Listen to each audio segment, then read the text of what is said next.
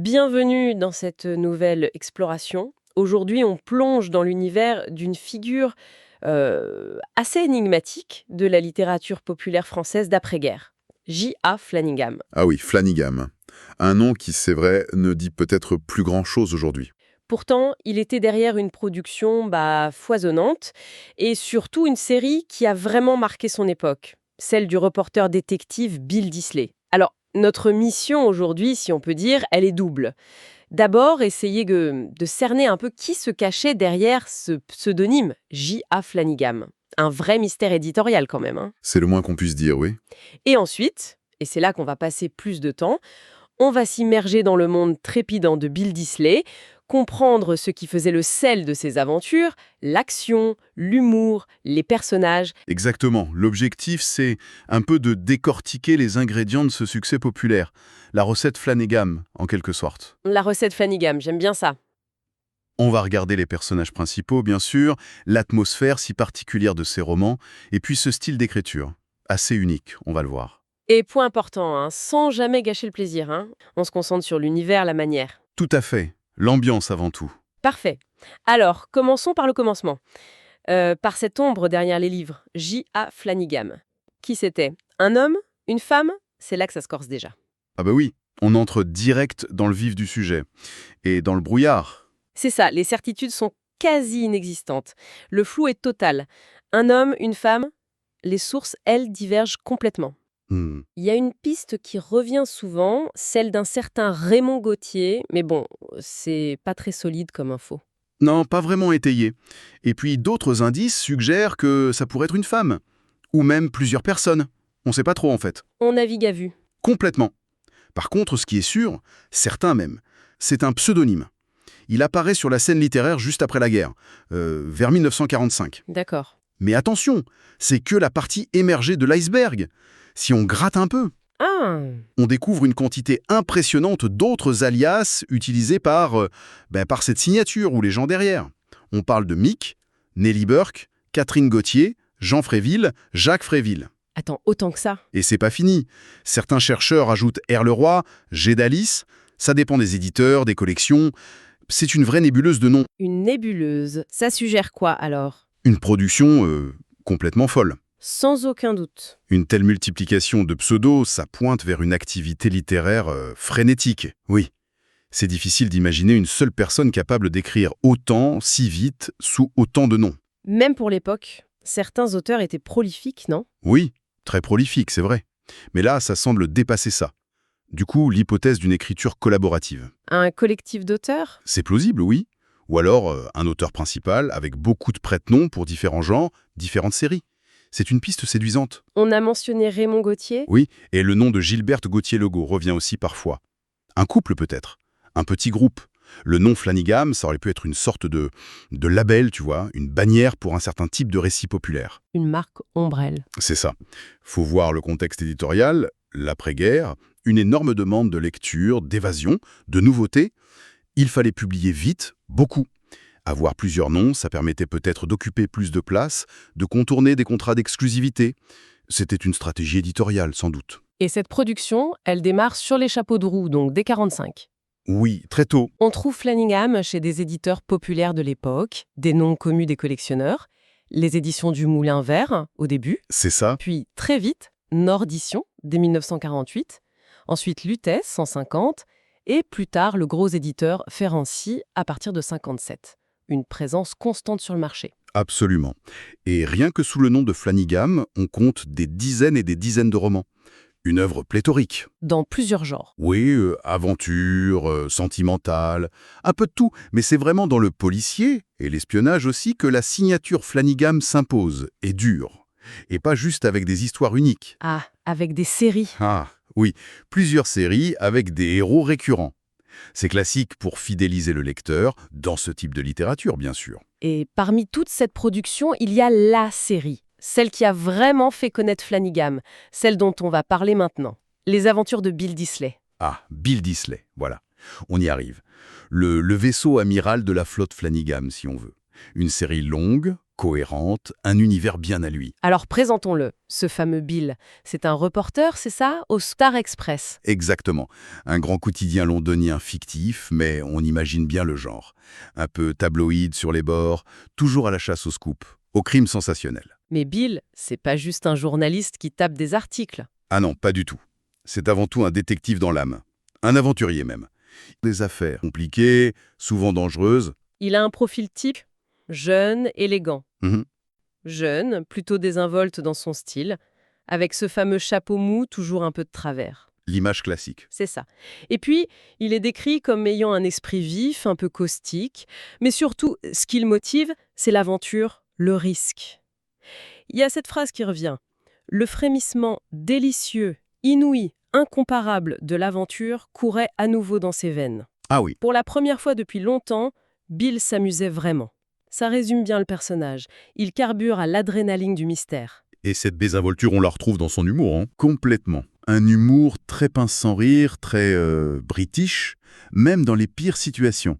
Il a le sens de la répartie, quoi. Comme quand il tombe sur un cambrioleur masqué. Exactement. Et il lui lance « Tranquille, vous n'êtes pas très joli garçon. » Faut le faire quand même. C'est typique de Bill. Il a ce côté un peu gamin provocateur. Donc il ne prend rien au sérieux. Si, il prend son boulot de détective au sérieux. Mais à sa façon. Disons que ses méthodes sont peu orthodoxes. C'est-à-dire, Il n'hésite pas à contourner les règles, à flirter avec les légalités. Effraction, persuasion un peu musclée, tout est bon pour avoir une info. ce qui doit pas plaire à tout le monde, la police par exemple. Ah ça, non. Scotland Yard et l'inspecteur Martin en particulier sont souvent exaspérés par ses méthodes. Mais ce qu'il sauve, c'est son intuition.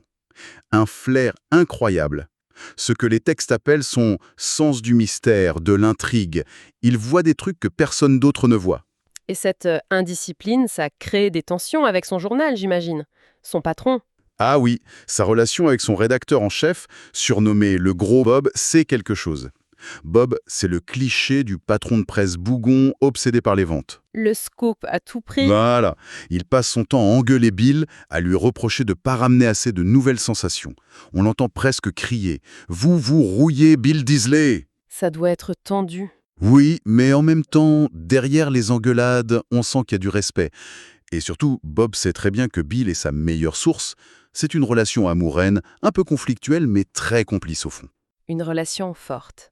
Mais il y en a une autre qui est peut-être encore plus centrale dans la série, c'est celle avec son acolyte, Jeff. Ah, Jeff. Indispensable Jeff. Impossible d'imaginer Bill sans Jeff. C'est le Sancho Panza de Bill. Et quel personnage. Mémorable lui aussi. Raconte-nous Jeff. Alors, Jeff, c'est un ancien champion de boxe, poids lourd. Après ça, il a eu une carrière, disons, variée. Il a été pickpocket aussi. Ah oui, quand même. Mais il s'est rangé, hein. Enfin, plus ou moins. Il a gardé ses contacts dans le milieu et une vision de la vie très personnelle. C'est un sacré numéro. Autant couleur, on disait. C'est le mot.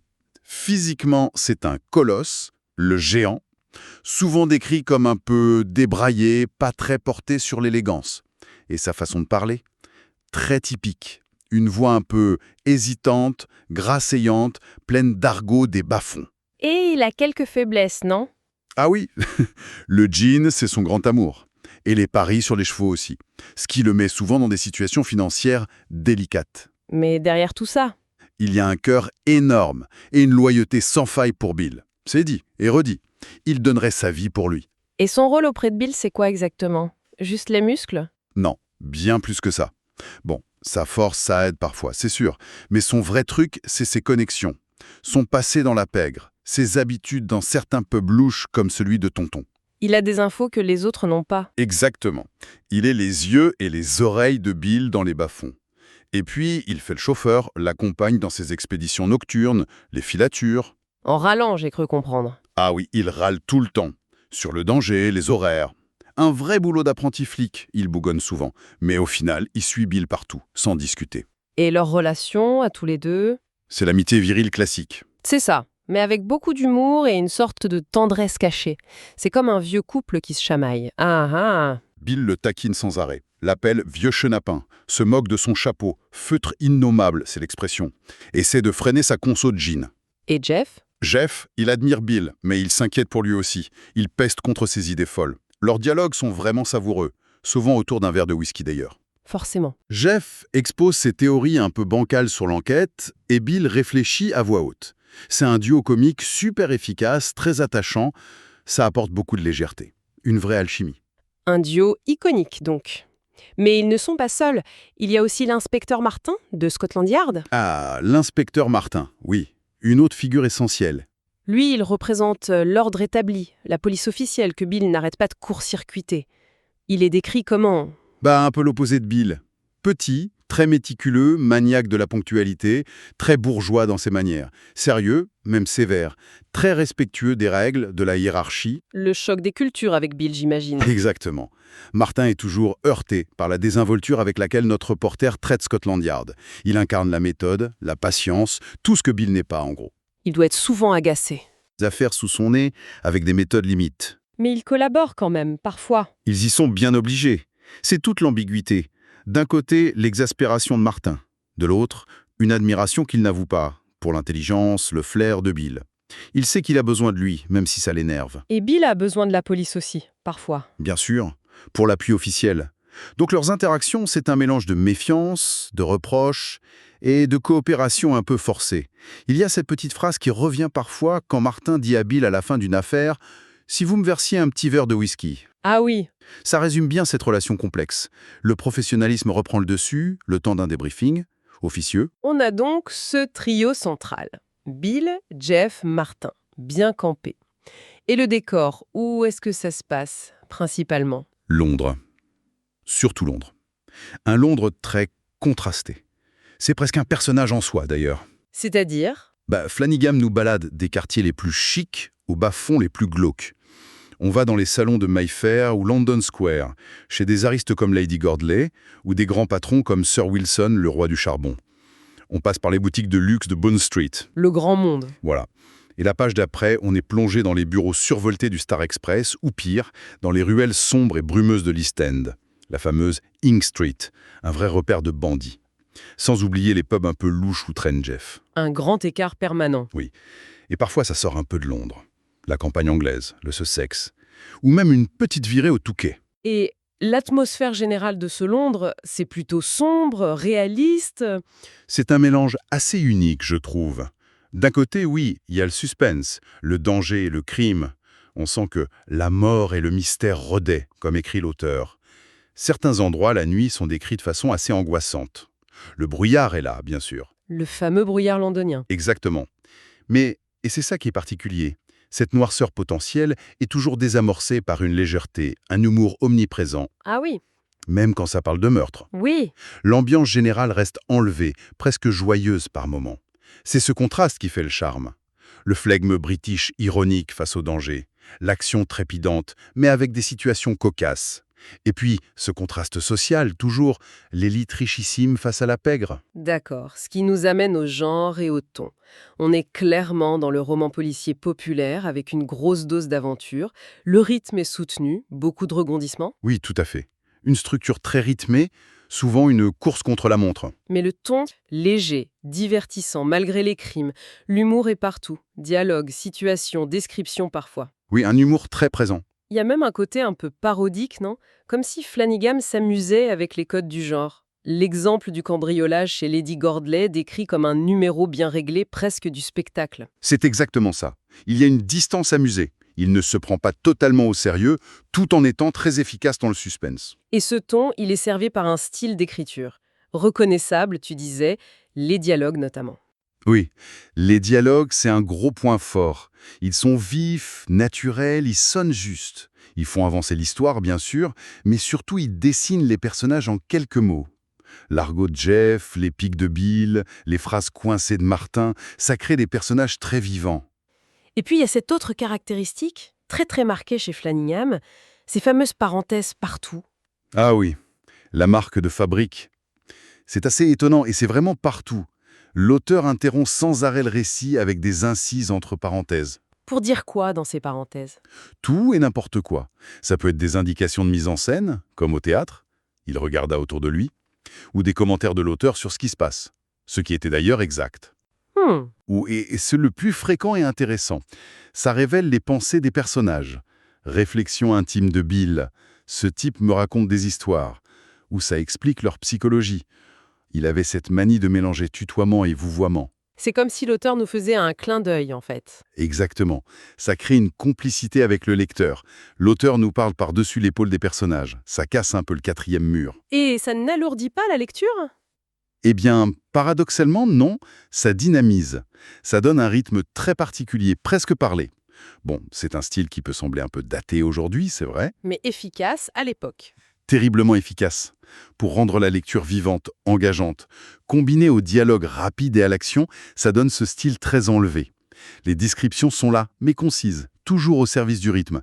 Et la narration suit souvent Bill, mais pas que. Bon, si on essaye de résumer tout ça, les aventures de Bill Disley, c'est quoi? Un cocktail? C'est ça, un cocktail réussi.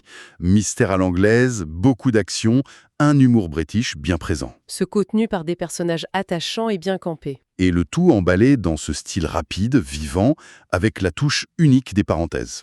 On comprend mieux le succès populaire, effectivement. C'est clair. Et ce qui reste fascinant, au fond, c'est ça. Comment une œuvre aussi cohérente, avec un univers, un style si personnel, a pu sortir de l'imagination d'un auteur, ou d'un groupe dont on ne sait quasiment rien. Ça pose des questions sur la fabrique de la littérature populaire à cette époque. Tout à fait. Comment fonctionnait cette usine à histoire, le rôle des éditeurs? Le succès de Bill Disley, c'est aussi le succès d'une formule éditoriale sans doute. Bien. En conclusion de cette exploration, on a donc effleuré l'énigme J.A. Flanagan, cet auteur ou collectif prolifique et mystérieux, et surtout, on s'est plongé dans l'univers de sa création phare, Bill Disley. Avec son acolyte Jeff, truculent à souhait, Et l'inspecteur Martin, dans ce Londres plein de contrastes, d'humour et d'aventure. ce qu'il faut retenir, je pense, c'est vraiment cette alchimie. Un auteur quasi inconnu, mais un style identifiable. Des personnages forts et récurrents. Et ce mélange très bien dosé de suspense, d'action et d'humour un peu décalé.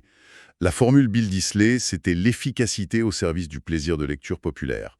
Simple, mais terriblement accrocheur. Et pour finir, une petite réflexion peut-être. À notre époque où on est saturé d'infos, de fictions complexes, d'écrans partout, est-ce qu'il reste une place pour ce type de littérature? Ces histoires populaires, avec leurs héros qu'on aime retrouver, leurs codes clairs, ce rythme enlevé, cette promesse d'évasion simple, est-ce que ce plaisir d'une bonne histoire bien racontée, avec des personnages attachants, ce n'est pas quelque chose d'intemporel, au fond? C'est une bonne question. Le besoin d'histoire bien faite, ça ne disparaît sans doute jamais. Voilà qui nous laisse matière à réfléchir. Merci de nous avoir suivis pour cette exploration Merci. et à très bientôt pour une nouvelle analyse.